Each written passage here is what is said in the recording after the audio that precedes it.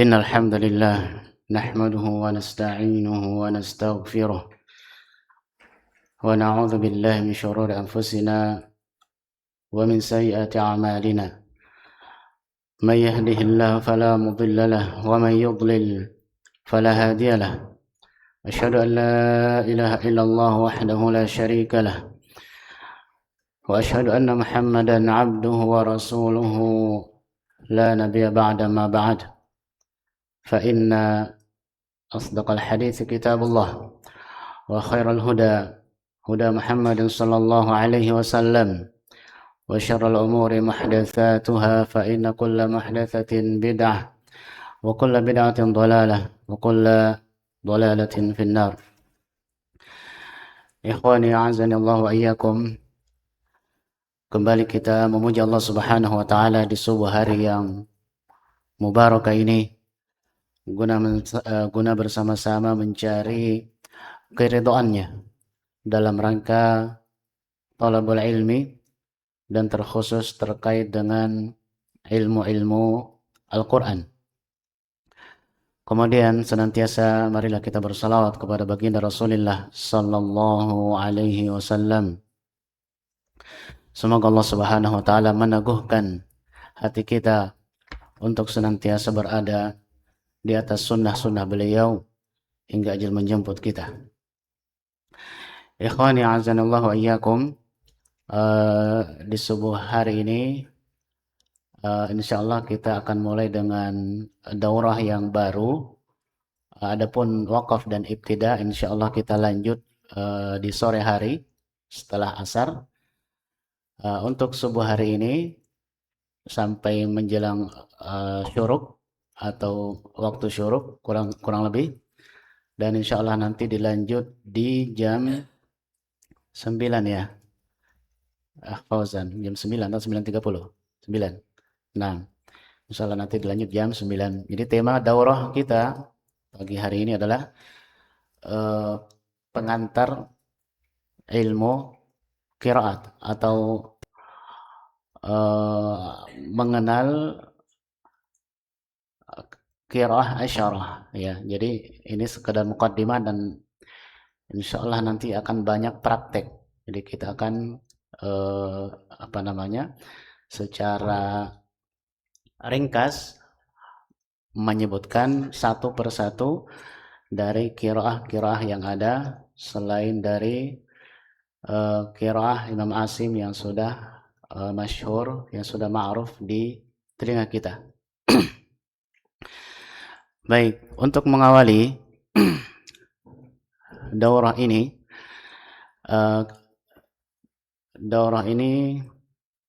kami ambil dari kitab Al-Usulun Nayyirat fi Ilmil Qiraat.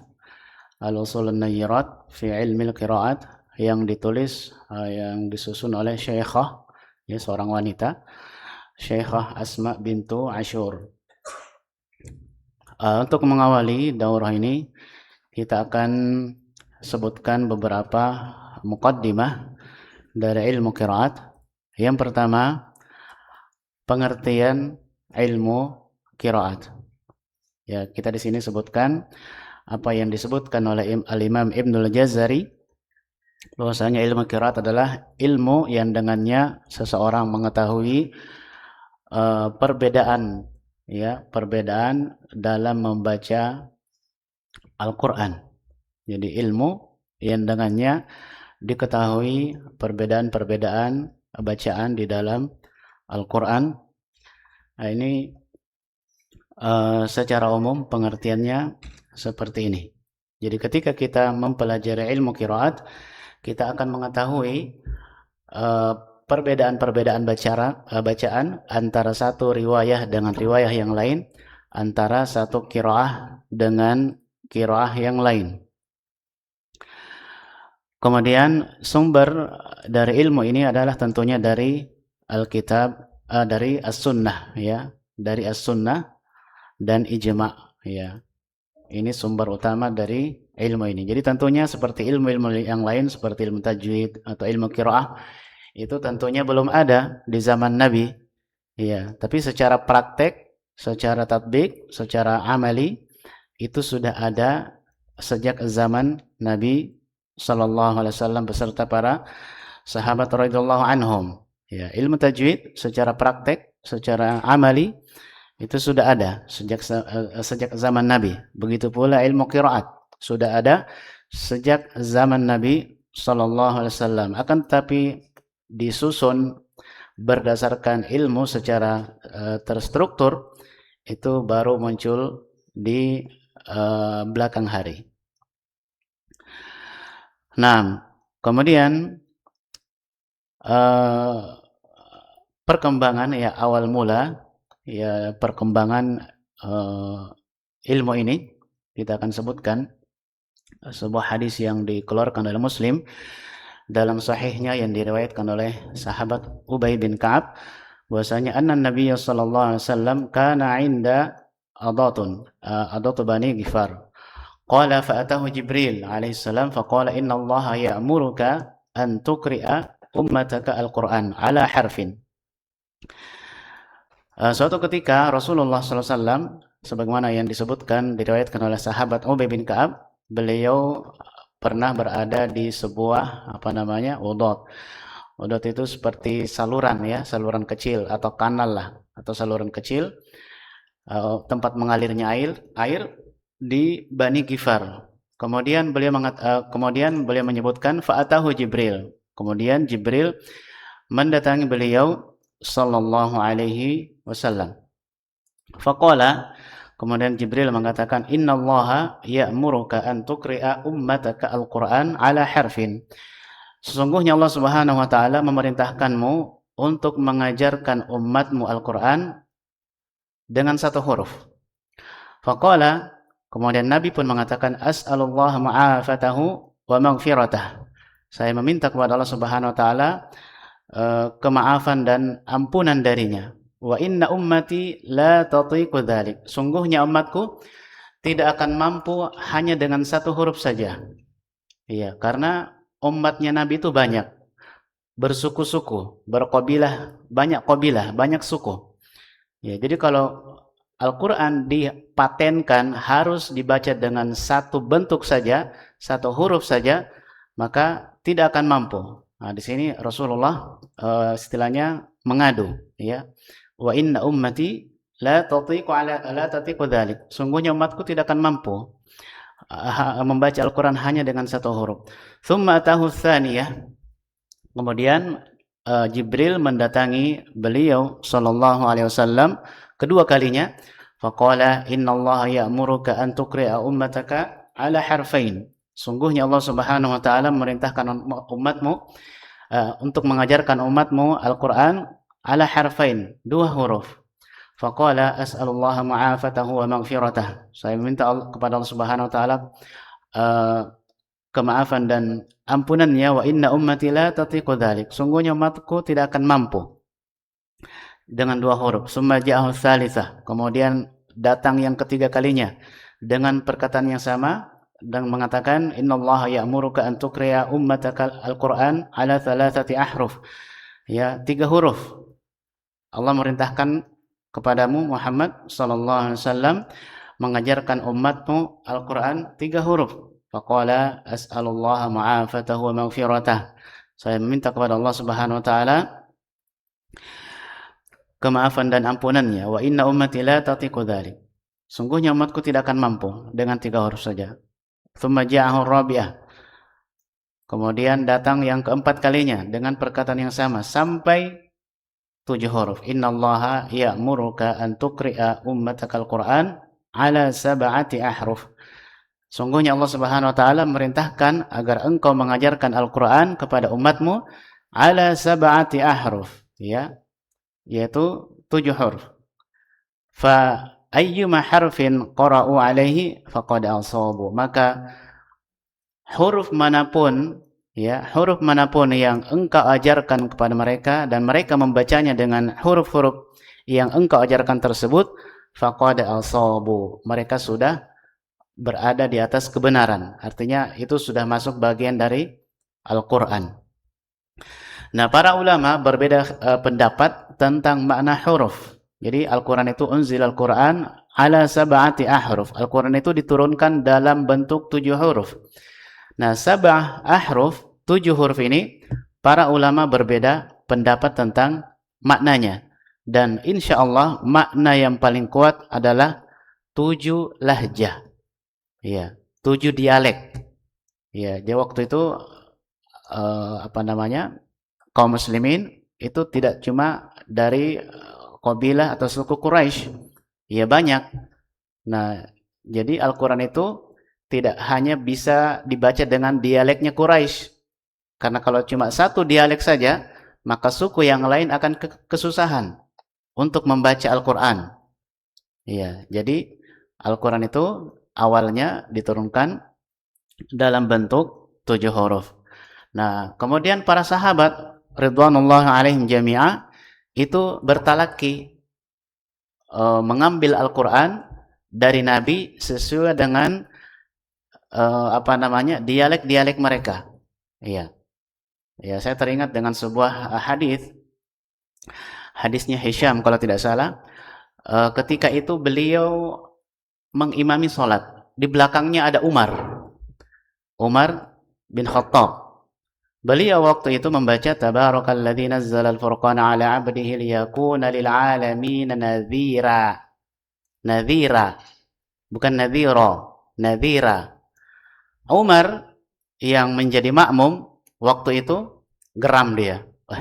Tidak begini saya diajarkan oleh Rasulullah. Dia bilang waktu itu di dalam hadis itu, di riwayat itu, seandainya ini bukan dalam sholat, saya sudah menarik lehernya bawa ke hadapan Rasulullah.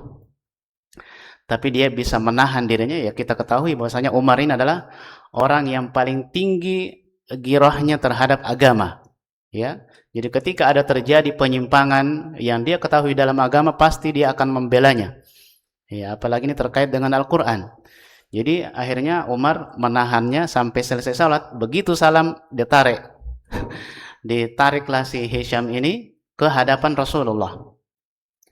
Kemudian setiba di hadapan Rasulullah sallallahu alaihi wasallam, Umar mengatakan, "Ya Rasulullah, tadi ketika salat Hisham membaca sesuatu yang tidak pernah engkau ajarkan kepada saya." Kemudian Rasulullah mengatakan, "Coba Hisham, baca yang kamu pernah saya ajarkan kepada kamu." Kemudian beliau mengatakan, "Tabarakalladzi nazzala al-furqana ala 'abdihi liyakuna lil 'alamin nadhira." Kemudian Rasulullah berkomentar, "Wa kadzalika unzila." Demikianlah Al-Qur'an diturunkan. Artinya begitulah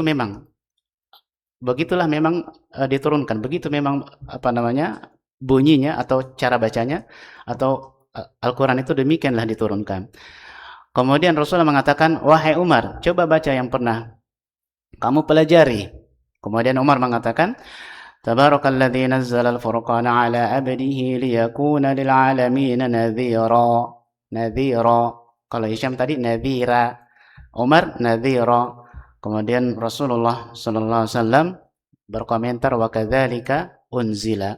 Demikianlah Al-Quran tersebut diturunkan. Jadi Rasulullah membenarkan dua-duanya. Ya, jadi para sahabat bertalaki mengambil Al-Quran dari Rasulullah sallallahu alaihi wasallam itu bisa berbeda-beda, tidak sama. Ya, nah dari sinilah awalnya muncul perbedaan qiraah. Ketika para sahabat khususnya di masa Utsman bin Affan, Utsman bin Affan radhiyallahu anhu mengutus para sahabat ketika menyebarnya Islam, kamu ke Kufah, kamu ke Yaman, kamu ke Syam, kamu ke Basrah. Para sahabat yang diutus oleh Utsman bin Affan ini membawa qiraahnya masing-masing sebagaimana yang dia dapatkan dari Rasulullah sallallahu alaihi wasallam. Nah, dari situlah munculnya berbagai macam variasi-variasi bacaan tergantung para sahabat yang mengajarkan di tempatnya atau di kota di mana dia diutus oleh Rasulullah atau oleh Utsman bin Affan. Ya. Jadi dan ketika menyebarnya bacaan-bacaan seperti ini, muncullah seorang tokoh yang bernama Ibnu Mujahid. Ya, kalau di dalam apa namanya periwayatan hadis kita mengenal Imam Bukhari, ya, yang mengumpulkan riwayah-riwayah atau hadis-hadis Nabi yang sahih, ya. Beliau mengumpulkan hadis-hadis, riwayah-riwayah, perkataan-perkataan Nabi yang beliau riwayatkan dari gurunya, gurunya dari gurunya, dari gurunya sampai kepada tabi'ut tabi'in, kepada tabi'in, sahabat, dan sampai Rasulullah. Nah, Ibnu Mujahid juga demikian. Dia mengumpulkan riwayah-riwayah Al-Quran yang ada pada masa itu dan terkumpullah menjadi 10 macam Ibnu Mujahid hanya waktu itu sampai 7 bacaan. Jadi akhirnya disebut masyhur dengan istilah qiraah sabah. Ya, belum ada qiraah asyarah. Masih qiraah sabah. Jadi Ibnu Mujahid waktu itu hanya sampai bisa mengumpulkan 7 macam bacaan. Ya. Jadi mulai dari apa namanya, dan beliau apa namanya menyebutkan tokoh atau penyebar masing-masing qiraah ini, atau istilahnya qurra'nya, ya, seperti di Makkah ada Imam Ibnu Katsir, di Kufah ada Imam Hamzah, ada Imam Asim, ada Imam Kisai, di Syam ada Ibnu Amir, ya, 7 macam 7 qurra yang beliau kumpulkan yang disebut dengan istilah qiraah sabah. Jadi kita sebutkan yang 7 ini. Yang pertama Imam Nafi, ya, Imam Nafi di Madinah, Imam Nafi dengan 2 jadi Imam Nafi ini punya bacaan qiraah tersendiri yang beliau riwayatkan dari tabi'in, kemudian dari sahabat sampai Rasulullah, dan beliau ajarkan kepada murid-muridnya. Di antara murid-muridnya yang paling terkenal, yang paling getol menyebarkan apa yang diajarkan oleh Imam Nafi itu ada 2 orang. Yang pertama Imam Qalun dan Warsh. Yang pertama Imam Qalun dan Warsh.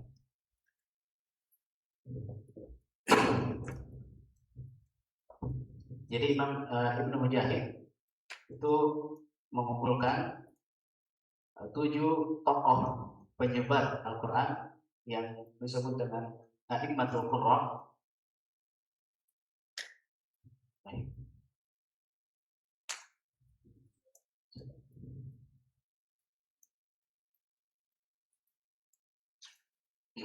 Yang pertama Imam Nafi Al-Madani, beliau berdomisili di Madinah, mengajarkan Al-Quran, bertahun-tahun hanya mengajarkan Al-Quran, apa yang beliau dapatkan dari tabi'in dan sahabat, tabi'in dan sahabat.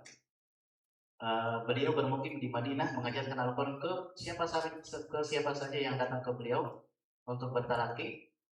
Dan di antara murid beliau yang paling masyhur, yang apa namanya, yang menyebarkan apa yang beliau ajarkan, itu ada 2 orang, Imam Qalun dan Imam Warsh. Warsh ini dari Mesir, beliau jauh-jauh dari Mesir belajar Al-Quran ke Madinah dan mendapatkan bacaan yang lain, ya. Jadi Imam Warsh ini punya istilahnya, jadi Imam Nafi mengajarkan banyak beberapa bacaan. Nah, di antara bacaan beliau itu disebarkan oleh Imam Qalun, dan di antara bacaan beliau yang lain itu disebarkan oleh Imam Warsh. Jadi Imam Qalun dan Warsh ini bacaannya berbeda. Bacaannya sangat-sangat berbeda. Iya. Nah, bacaan Imam Warsh ini dan berkembang banyak di Mesir, di sebagian Mesir, kemudian di Aljazair, Maroko, dan mungkin sebagian Yaman. Jadi kalau antum nanti sempat berkeliling dunia, ketika di Sudan, di Maroko, di Jazair, di mungkin sebagian di perkampungan Mesir, itu pasti akan antum terheran-heran dengan bacaan mereka, karena mungkin antum tidak pernah dengar. Tapi itu Al-Quran juga, ya, Al-Quran juga ya. Karena begitulah mereka tumbuh. Kalau kita di Indonesia tumbuh dengan riwayat Hasan Asim dari kecil, kita diajari bacaan ini, riwayat Hasan Asim. Tetapi di negara di kampung yang lain, di belahan negeri yang lain, mereka tumbuh dengan bacaan riwayat Warsh. Mereka tidak tahu bacaan yang lain. Yang mereka tahu cuma bacaannya riwayat Warsh. Ya, jadi ketika misalkan kita ke kampung mereka menjadi imam, mungkin kita ditertawain. Kami itu baca apa? Nah, begitu juga sebaliknya, ketika mereka berkunjung ke Indonesia, mungkin kita bisa tertawa karena mungkin tidak terbiasa telinga kita mendengarkan bacaan tersebut. Nah, di Madinah itu apa namanya? Imam Qurra'nya disebut Imam Nafi, dan yang menyebarkan bacaan beliau itu murid beliau yang paling terkenal adalah Qalun, Imam Qalun dan Warsh. Kemudian yang kedua, Imam Katsir. Ini murid beliau juga banyak, dan yang paling terkenal itu Imam Al-Bazzi dan Kumbul. Dua orang inilah yang menyebarkan apa yang diajarkan oleh Imam Ibnu Katsir. Kemudian yang ketiga, apa namanya, Abu Amr Al-Basri, di kota Basra.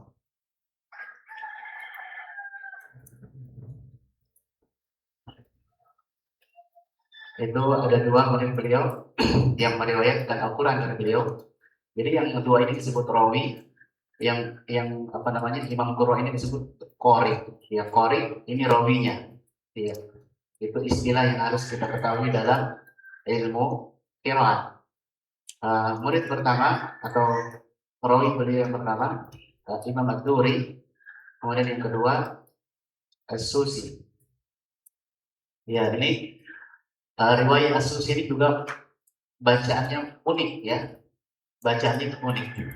Bacaan yang paling banyak ibugomnya.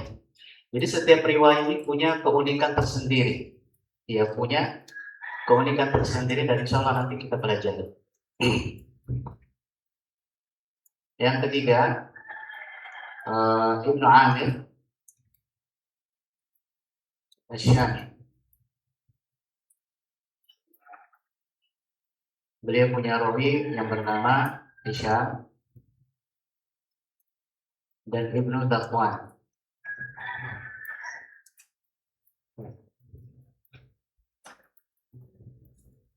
Ibnu Dhafwan. Jadi Hisham juga ini salah satu unik juga bacanya, khusus ketika waqaf di Hamzah. Kalau kita melihat kemudian tulisan Ibrahim, ada yang seperti ini. Di seluruh Al-Baqarah kalau tidak salah, di Mushaf ini, itu tulisan Ibrahim itu tidak begini.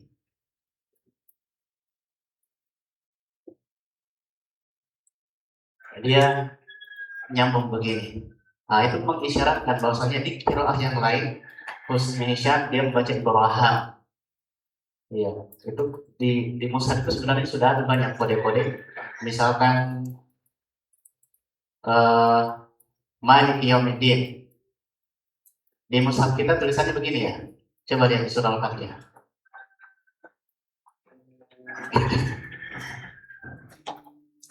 Malik Yaumiddin, ma-nya terpisah atau nyambung dengan lam-nya? Nyambung kan? Nah, ini mengisyaratkan bahwasanya di qiraah yang lain ada yang membaca Malik Yaumiddin. Iya, di qiraah yang lain ada yang membaca Malik Yaumiddin. Makanya dikasih kode seperti ini. Malik Yaumiddin untuk Kufiyun dan Imam Ibnu Katsir. Fanana Lukas siapa? Itu salah ya. Jadi dia ditulis begini, itu untuk memberikan apa namanya, toleransi bahwasanya ada yang membaca Malik Yaumiddin, ada yang membaca Malik Yaumiddin. Mestinya kan kalau kita perhatikan di surah An-Nas, tulisan begini, Malikin Nas, iya, atau bagaimana? Malikin Nas atau Malikin Nas?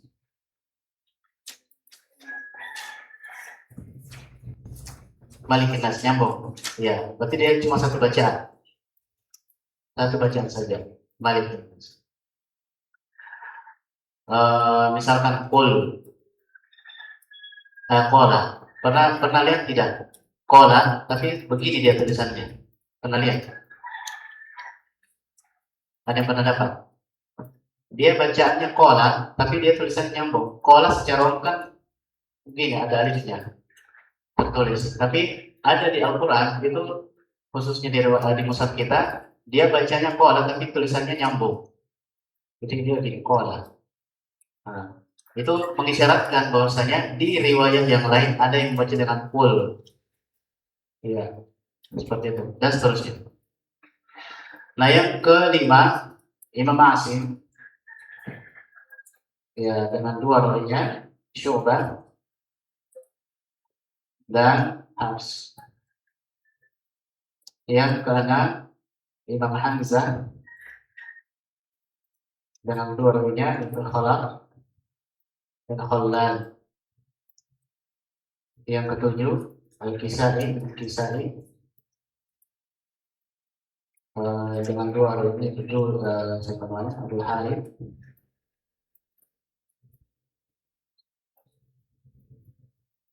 dan Ad-Duri. Ya, bacaannya Al-Imam Kisai juga ini salah satu bacaan yang paling unik di dunia. Jadi dia mengimalahkan setiap tamat putra. Setiap berhenti di tamat putra, dia baca imalah. Al-Atik hadithul ghasyiyah wujuh yawmin khasyi'ih. Ya, kalau ada tamat putranya dia baca imalah. Cuma Imam Kisai, dan tentunya itu bersambung hingga kepada Rasulullah Shallallahu Alaihi Wasallam. Nah, 1, 2, 3, 4, 5, 6, 7. 7 inilah yang awal mulanya ditemukan dan dikumpulkan oleh Al-Imam Ibnu Mujahid dengan menyebutkan tokoh-tokohnya atau a'immatul qurra'nya, 7 orang ini, sehingga masyhurlah disebut dengan qiraah sabah. Kemudian di belakang hari muncullah Al-Imam Ibnul Jazari yang mengumpulkan seluruh dan menemukan seluruh riwayat dengan 3 tambahan lagi, yaitu siapa namanya, Abu Ja'far Al-Madani dengan 2 rawinya, Ibnu Wardan dan Ibnu Yaman. Kemudian yang berikutnya ada Imam Ya'qub Al-Hadrami dari Hadrami itu dari mana? Dari Yaman ya. Ada Ruwais dan Roh. Ya, kalau bisa ditulis ya, dihafalkan. Karena kita tidak akan mudah memahami kalau ini saja belum hafal. Kemudian yang terakhir, Khalaf Rashid.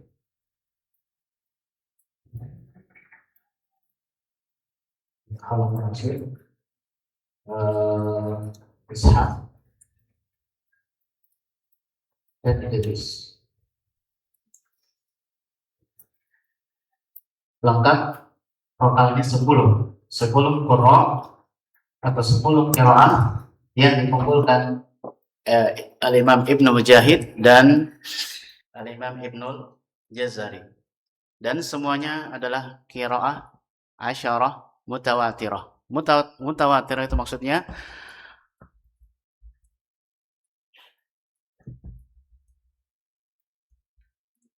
diriwayatkan oleh banyak orang, artinya tidak mungkin di situ terjadi pembohongan. Ya, di situ tidak mungkin terjadi adanya kebohongan karena diriwayatkan oleh banyak orang. Itu yang disebut dengan mutawatir. Nanti juga kita sebutkan jenis-jenis qiraah ya, ada yang mutawatir dan seterusnya.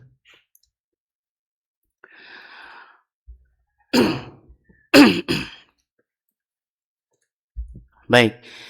Jadi tadi kita sudah sebutkan bahwasanya awal mulanya ilmu ini berkembang, para sahabat diutus oleh Utsman bin Affan ke kota ya, di mana mereka diutus, ada di Kufah, ada di Basrah dan seterusnya, dan masing-masing sahabat membawa bacaan Al-Qur'an yang dia diajarkan oleh Rasulullah sallallahu alaihi wasallam kepadanya.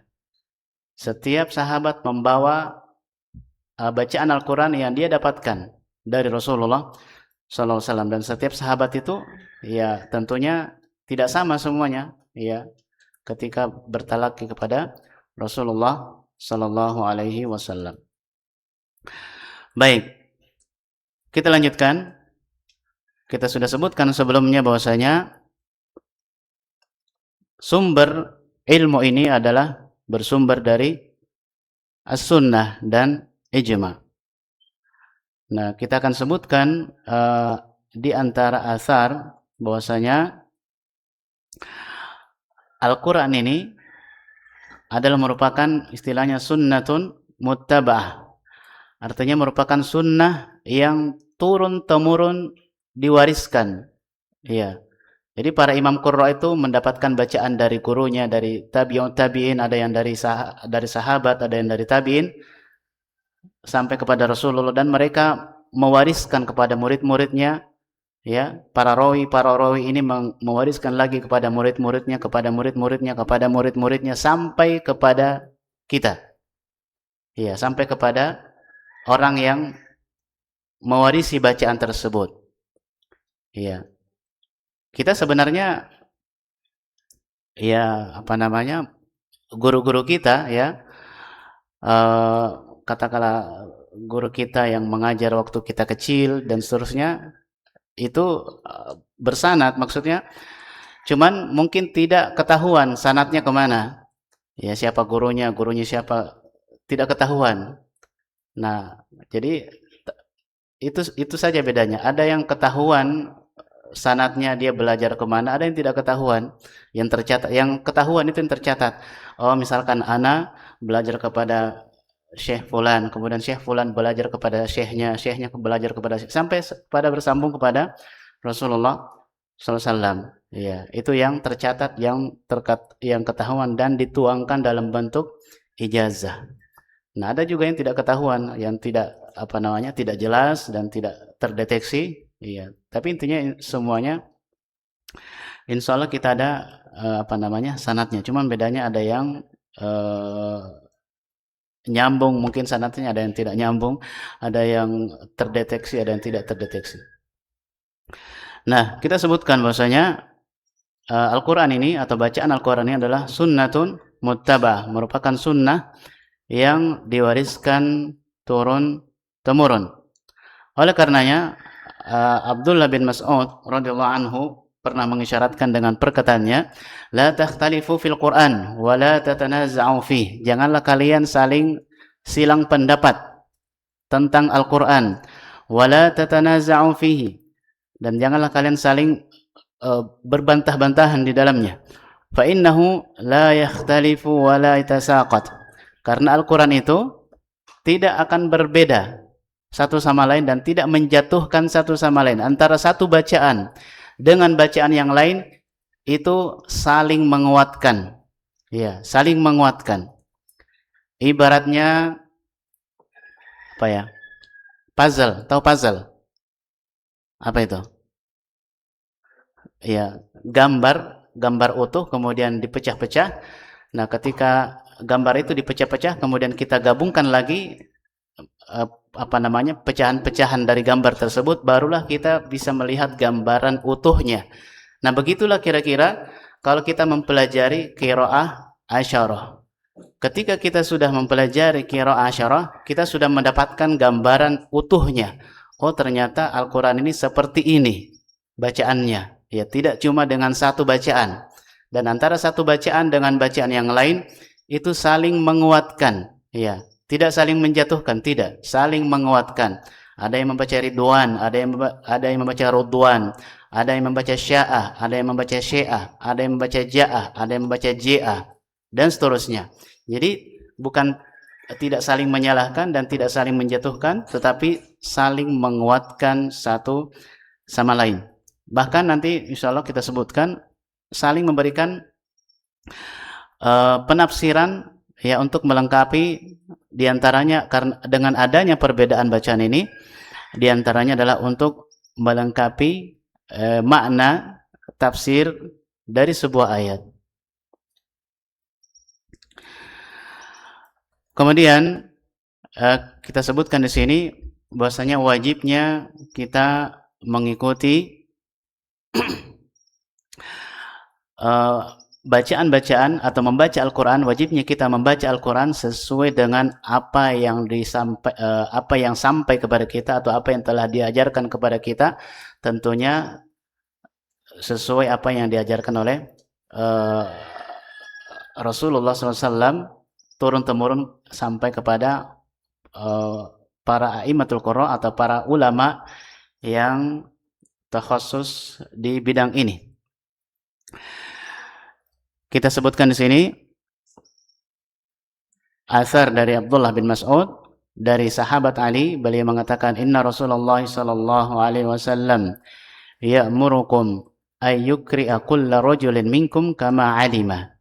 Sungguhnya Rasulullah sallallahu alaihi wasallam memerintahkan kalian untuk membaca Al-Qur'an sebagaimana kalian diajarkan. Jadi kita diperintahkan untuk membaca Al-Quran sebagaimana kita diajarkan. Jangan membaca Al-Quran dengan semau kita. Jangan membaca Al-Quran dengan cara yang tidak pernah diajarkan. Misalkan di situ ja'a. Saya membaca jo'a. Dia membaca jo'a. Tidak boleh.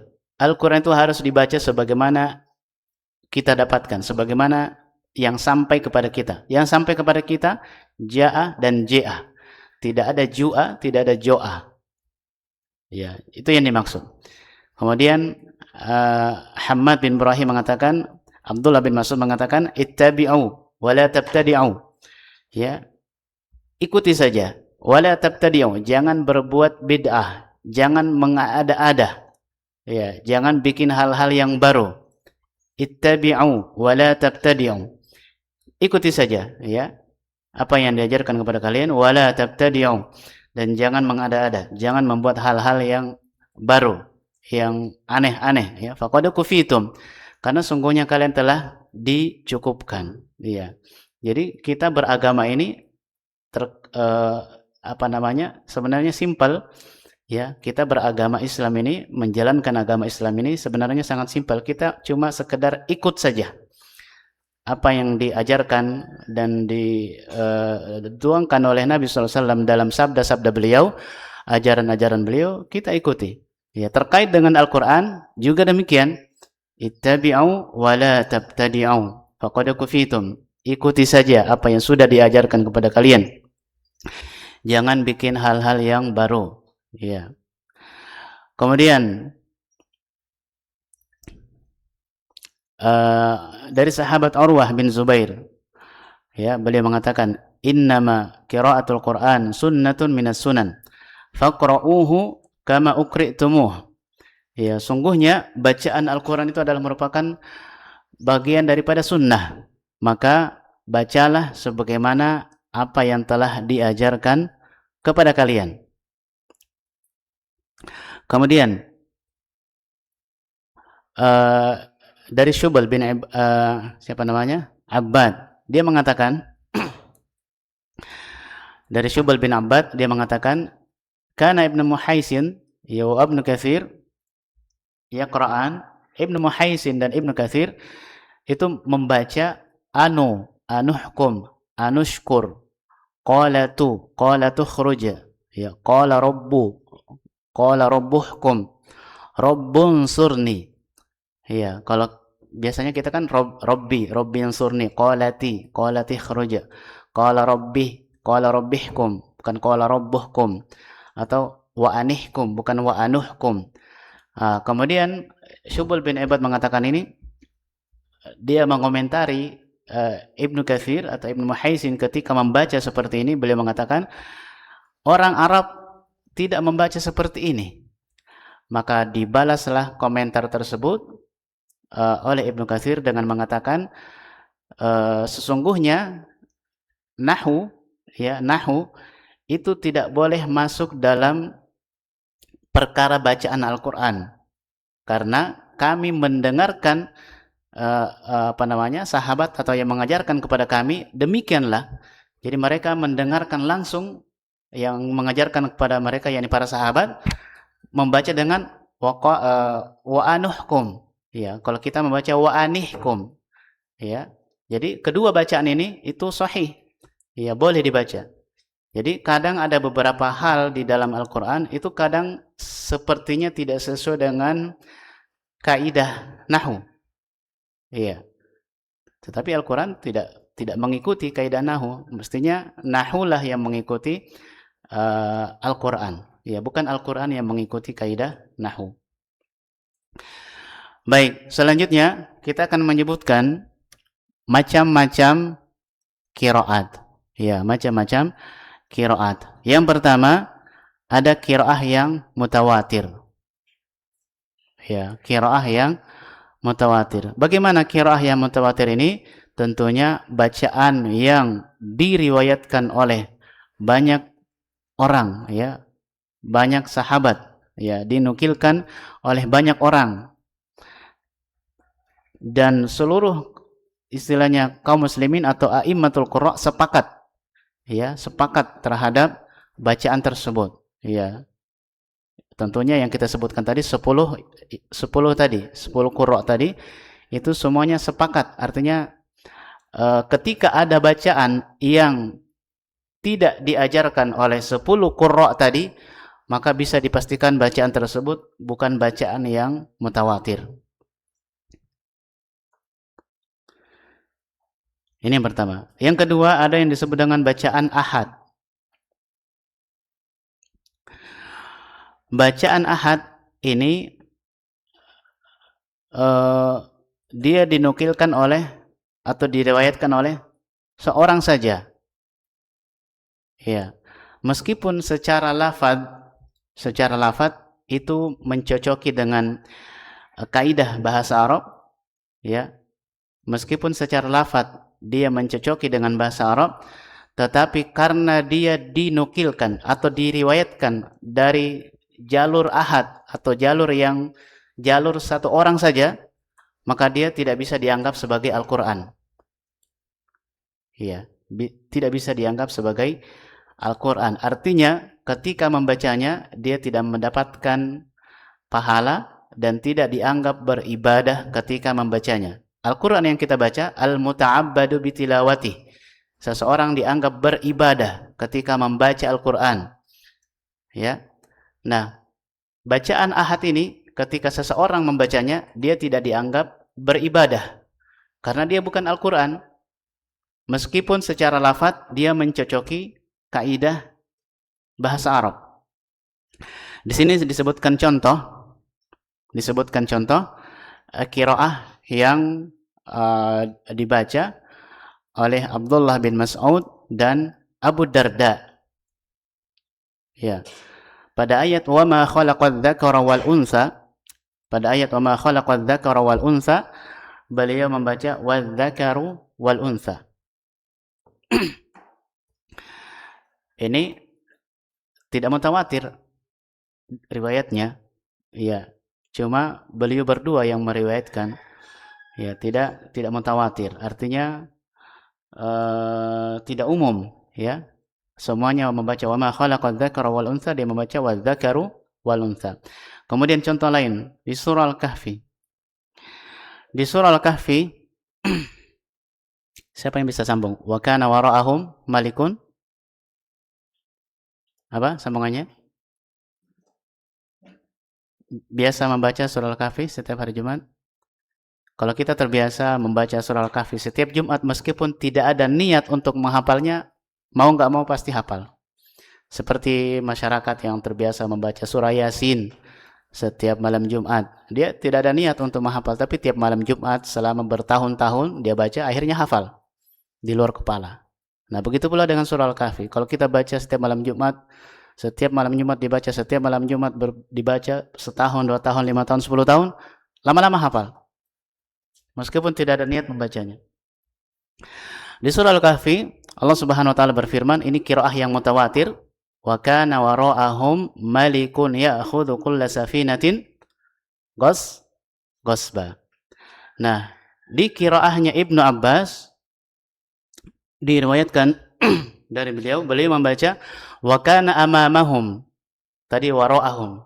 Di sini amamahum. Wa kana amamahum malikun ya'khudhu kulla safinatin salihah ghasba. Jadi di depan mereka ada raja yang mengambil setiap perahu yang bagus itu kalau ada perahu yang bagus dirampas. Nah, di Al-Qur'an qiraah yang mutawatirah ini wa kana wara'ahum malikun ya'khudhu kulla safinatin ghasba. Nah, kalau di qiraahnya Ibnu Abbas, dan ini merupakan qiraah yang ahad, bukan mutawatirah, dan ketika seseorang membacanya tidak dianggap membaca Al-Qur'an, tidak berpahala membacanya, cuma sekedar pengetahuan saja. Wa kana amamahum malikun ya'khudhu kulla safinatin salihah ghasba. Ya, wa ammal gulamu fakana kafira. Ya. Itu dalam qiraahnya Ibnu Abbas, dan ini salah satu ketika Utsman bin Affan, upaya yang dilakukan oleh Utsman bin Affan menghapuskan bacaan-bacaan seperti ini dan hanya mengumpulkan bacaan yang mutawatirah saja. Iya. Hanya mengumpulkan bacaan yang mutawatirah dalam mushaf Utsman, mushaf Utsmani, ya, dalam mushaful Imam. Itulah yang jadi mushaf yang lain dibakar, bacaan yang lain dibakar. Cuma satu mushaf saja, yaitu mushaf Utsmani yang beliau kumpulkan, atau qiraah yang mutawatirah saja yang beliau masukkan, dan itulah yang disebarkan kepada kaum muslimin, yang disebarkan oleh para sahabat sampai kepada kita. Kemudian ada yang disebut dengan qiraah syadzah. Ya, qiraah syadzah. Qiraah yang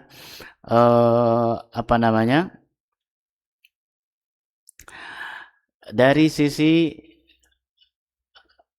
kaidah atau dari sisi bahasa Arab ini tidak cocok. Ya, qiraah syadzah. Qiraah syadz. Kalau Indonesianya syadz. Kalau bahasa Arabnya syadzah. Qiraah yang syadz atau qiraah yang syadzah ini dari sisi bahasa tidak mencocoki dengan kaidah bahasa Arab.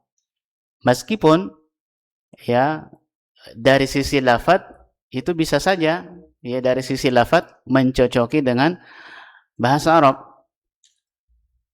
Kita sebutkan contohnya di sini.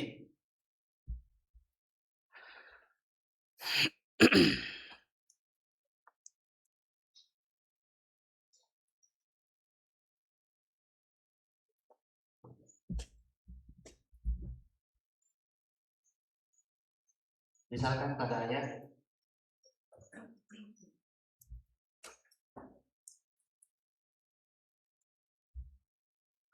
nanjika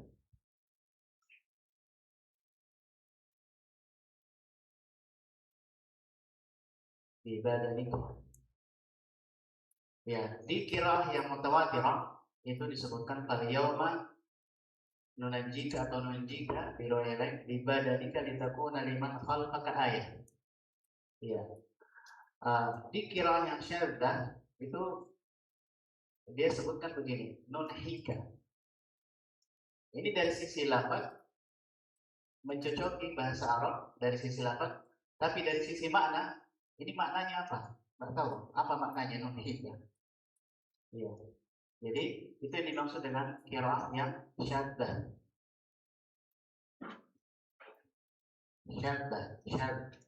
Qiraah yang syadzah atau yang syadz. Dia dari sisi bahasa Arab tidak mencocoki dengan bahasa Arab, meskipun secara lafaz bisa mencocoki bahasa Arab. Jadi ayat selanjutnya juga di mana khalqaka ayat, khalqaka qiraah syadz, dia membaca khalaqaka. Nah, ini tidak dari sisi dari sisi bahasa Arab ini tidak cocok, ya, artinya tidak memiliki makna, tidak dikenal oleh bahasa Arab, meskipun secara tulisan, secara lafaz mencocoki, ya, cocok dari sisi tulisan, ya, tetapi dari sisi bahasa itu tidak dikenal oleh orang Arab. Nah, itu yang dimaksud dengan qiraah syadzah. Kemudian ada juga yang disebut dengan qiraah mudrajah. Jadi 4 ini qiraah mutawatirah, qiraah ahad, qiraah syadzah, dan qiraah mudrajah. Mudrajah. Qiraah mudrajah maksudnya itu qiraah tafsiriyah. Ya, qiraah tafsiriyah seperti bacaannya Sa'id Ibn Abi Waqqas. Beliau membaca walahu akhun au ukhtun min ummin. Ya, dia tambah lafaz min ummin. Maksudnya ini qiraah tafsiriyah, menjelaskan bahwa yang dimaksud adalah ukhtun min ummin, walahu akhun au ukhtun. Ya, min ummin. Itu tambahannya. Jadi maka ini tidak boleh diyakini tambahan ini karena dia qiraah tafsiriyah. Tambahan tersebut tidak boleh diyakini sebagai Al-Qur'an. Karena bukan qiraah yang mutawatirah. Jadi hanya qiraah yang mutawatirah yang seseorang dianggap beribadah dengan membacanya dan berpahala 1 huruf 10 pahala ketika membacanya. Adapun qiraah syadzah dia tidak boleh dibaca seperti ketika kita membaca Al-Qur'an, tidak boleh dilagukan. Ya, hanya Al-Qur'an yang boleh dilagukan, ditajwidkan. Tidak boleh diyakini kita dapat pahala dengan membacanya. Ya, tetapi boleh dipelajari. Kalau kita pelajari boleh. Baik.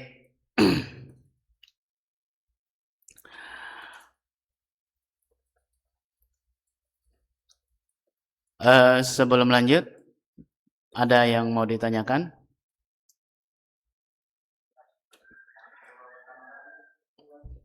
Kenapa?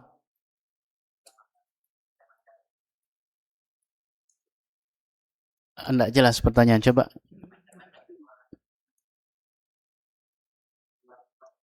Mutawatirah? Iya, iya. Yang pertama qiraah mutawatirah, yang kedua syadzah ahad, yang ketiga syadzah, yang keempat mudrajah. Iya, mudrajah atau tafsiriyah. Qiraah mudrajah atau qiraah tafsiriyah.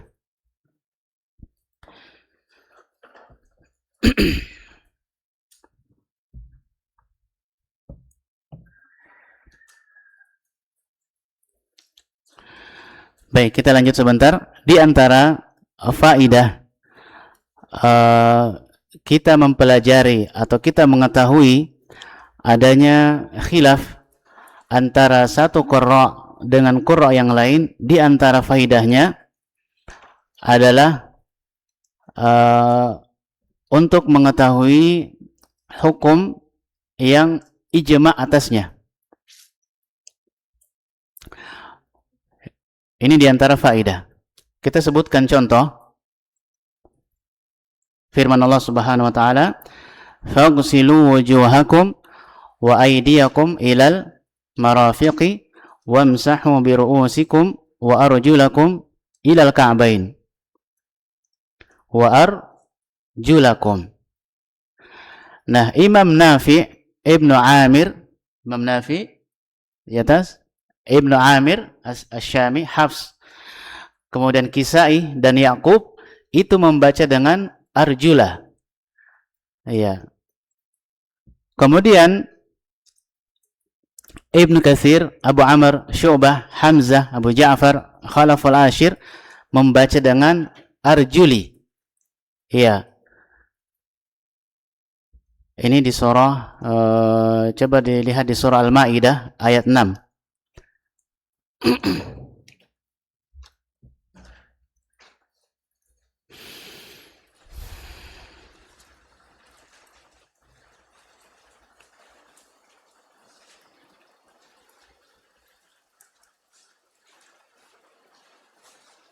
Mati lampu.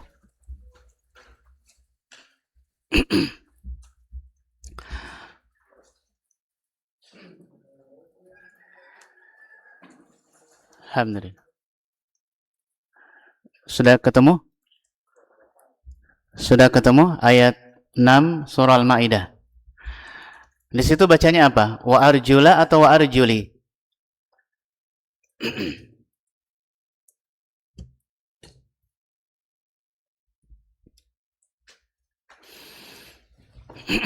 Faghsilu wujuhakum wa aydiyakum ilal marafiqi wamsahu biru'usikum wa arjula ya. Nah, di bacaannya Ibnu Katsir, Abu Amr, Syu'bah, Hamzah, Abu Ja'far, Khalaf al-Ashir itu dengan kasrah wa arjuli.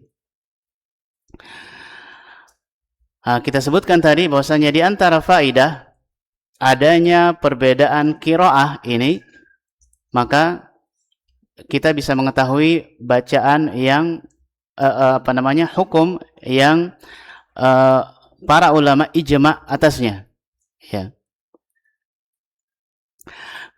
Misalkan kita baca wa arjula, ketika kita membaca wa arjula itu atofnya kemana? Atofnya ke wujuha. Faghsilu wujuhakum. Basuhlah wajah kalian. Maka ketika membaca wa arjula diatofkan kepada wujuha, maka kaki itu harus dibasuh. Tetapi ketika dia membaca wa arjuli wamsahu biru'usikum wa arjulikum, maka dia atofnya kepada ru'usi. Usaplah rambut kalian dan kaki kalian. Nah, kira-kira yang mana? Membasuh kaki atau mengusap kaki? Maka jumhur ulama merajihkan bahwasanya dalam perkara ini yang paling rajih adalah membasuh kedua kaki, bukan mengusap kedua kaki. Iya. Jadi ini diantara faidah adanya perbedaan bacaan, kita bisa mengetahui di situ ada perbedaan hukum dan bisa mengetahui hukum yang mana yang paling rajih di antara kedua hukum tersebut. Contoh yang lain di ayat surah Al-Baqarah ayat 222.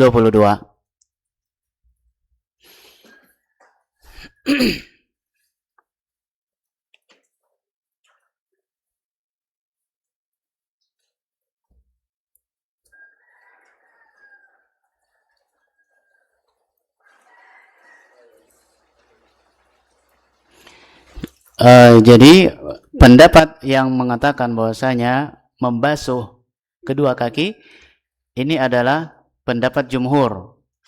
Ya, pendapat jumhur atau mayoritas ulama. Adapun kalau dia mau mengamalkan sekedar mengusap kedua kaki, ini pendapat Ibnu Jarir At-Tabari, ya, yang beliau riwayatkan dari Ibnu Abbas. Jadi kita ya artinya ya dalam hal ini boleh berlapang dada, tetapi kita bisa memilih di antara kedua hukum tersebut. Kemudian berikutnya firman Allah Subhanahu wa taala di surah Al-Baqarah ayat 222, fa'tazilun nisaa fil mahid wa la taqrabuhunna hatta yatahharn.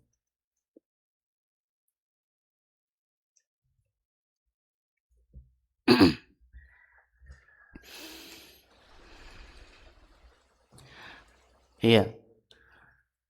Di ayat ini hatta yatahharn, ya, fa'tazilun nisaa fil mahid, jauhilah istri-istri kalian atau para wanita ketika mereka sedang haid. Tidak boleh hubungan suami istri. Wala taqrabuhunna, janganlah kalian mendekati mereka hatta yatahharn. Ya, sampai mereka yatahharn, bersih. Nah, di qiraah atau di bacaan yang lain ada yang membaca hatta yatahharn. Ini bacaannya Syu'bah, Hamzah, Kisai dan Khalaf al-Ashir. Nah, ini memiliki implikasi hukum yang berbeda. Kalau dia hatta yatahharn, ya, sampai dia bersih. Artinya meskipun dia belum mandi, wanita tersebut belum mandi, ya, suaminya boleh hubungan. Berhenti darah haidnya keluar, berhenti benar-benar bersih, boleh berhubungan. Tapi kalau hatta yatahharn, sampai dia mandi, sampai dia membersihkan dirinya, sampai dia mandi, berarti tidak boleh meskipun sudah bersih, nanti benar-benar boleh berhubungan kalau dia sudah mandi. Nah, ini perbedaan bacaan ini yang paling rajih, ya, sebagaimana yang dikatakan oleh sebagian besar ahlu ilmi, inilah apa namanya, yang paling rajih adalah sampai wanita atau istri kita tersebut mandi, selesai mandi, mandi junub, ya, maksudnya. Ya. Ini yang pendapat yang lebih hati-hati. Ya. Jadi meskipun darahnya sudah berhenti keluar atau haidnya sudah berhenti, tidak boleh berhubungan sampai dia mandi junub. Ini dirajihkan yang Imam Ibnu Jarir At-Tabari dengan membaca tasydid. Inilah apa namanya, hukum yang paling rajih di dalam masalah ini, karena ayat setelahnya berbunyi faidza tatahharna. Iya, faidza tatahharna fa'tuhunna min haitsu amarakumullah. Iya, kalau sudah bersuci. Jadi ada apa namanya, ditegaskan lagi di ayat setelahnya. Tidak hanya bersih saja, tetapi faidza tatahharna. Ya, sampai ketika wanita tersebut sudah bersuci, maksudnya sudah mandi junub, fa'tuhunna min haitsu amarakumullah. Kemudian di antara faidah yang lain,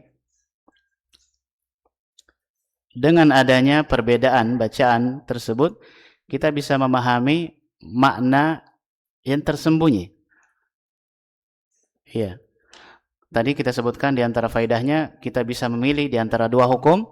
Kemudian kita bisa berikutnya kita bisa melihat hukum yang paling rajih di antara dua hukum. Kemudian berikutnya kita bisa mengetahui makna yang tersembunyi pada sebuah ayat dengan adanya perbedaan qiraah ini. Misalkan pada ayat atau firman Allah Subhanahu wa taala di surah Hud ayat 46, qala ya nuhu innahu laisa min ahlik innahu amalun ghairu salih. Ya. Di situ kisahnya tentang Nuh ketika apa namanya, kaumnya diterjang atau diazab dengan banjir. Kemudian Nabi Nuh berdoa kepada Allah agar anaknya itu diselamatkan. Kemudian Allah Subhanahu wa taala berfirman, qala ya Nuh innahu laisa min ahlik. Ya, anakmu itu bukan bagian dari keluargamu. Ya, innahu amalun ghairu salih. Ya, innahu amalun ghairu salih. Kalau kita secara sepintas bisa saja salah faham. Innahu amalun ghairu salih, seolah mengesankan anaknya Nuh itu anak zina atau anak di luar pernikahan. Ya, innahu amalun ghairu salih. Nah, ternyata ada qiraah yang lain, ya, yang membaca seperti Al-Imam Kisai dan Yaqub membaca innahu amila ghairu salih. Innahu amila ghairu salih. Maksudnya anaknya Nuh itu melakukan perbuatan yang tidak soleh, bukan perbuatan soleh, artinya perbuatan kekufuran. Ya, jadi kalau tidak ada bacaan ini, kita tidak bisa mengetahui, kita bisa salah faham. Innahu amalun ghairu soleh, terkesan seolah bahwa anaknya Nuh itu anak di luar pernikahan atau anak zina. Nah, dengan adanya bacaan yang lain yang menyebutkan dengan membaca innahu amila ghairu soleh, kita bisa terbantu memahami ayat ini. Oh, ternyata maknanya bahwasanya anaknya Nuh itu melakukan perbuatan yang tidak soleh, artinya perbuatan kekufuran. Makanya Allah mengatakan kepada Nuh, innahu laisa min ahlik. Ya, itu bukan keluargamu, ya, karena sudah melakukan amalan kekufuran. Baik, itu saja. Sebenarnya masih banyak, tapi di antara yang kita sebutkan tadi yang paling yang paling menonjol bahwasanya dengan adanya perbedaan qiraah tersebut, Di antaranya kita bisa mengetahui makna yang tersembunyi atau yang diinginkan dari sebuah ayat. Kemudian di antaranya juga kita bisa mengetahui hukum mana yang paling rajih di antara dua bacaan atau di antara dua hukum, atau kita bisa mengetahui hukum mana kita bisa memilih antara dua hukum. Ketika ada perbedaan bacaan, kita bisa memilih di antara dua bacaan tersebut yang mana mau diamalkan. Baik, sementara itu dulu, insyaallah kita lanjut nanti di jam 9. Yassarallahu lana wa lakum. Semoga Allah Subhanahu wa taala senantiasa memudahkan kita dan memberikan kita semangat untuk menuntut ilmu, khususnya ilmu yang berkaitan dengan Al-Qur'an. Naktafi bihadzal qadar. اللهم انفعنا بما علمتنا وعلمنا ما ينفعنا وزدنا علما. اللهم ربنا تقبل منا إنك أنت السميع العليم. وصلى الله على نبينا محمد وسلم تسليما كثيرا. وآخر دعوانا الحمد لله رب العالمين. سبحانك اللهم بحمدك أشهد أن لا إله إلا أنت أستغفرك وأتوب إليك. السلام عليكم ورحمة الله وبركاته.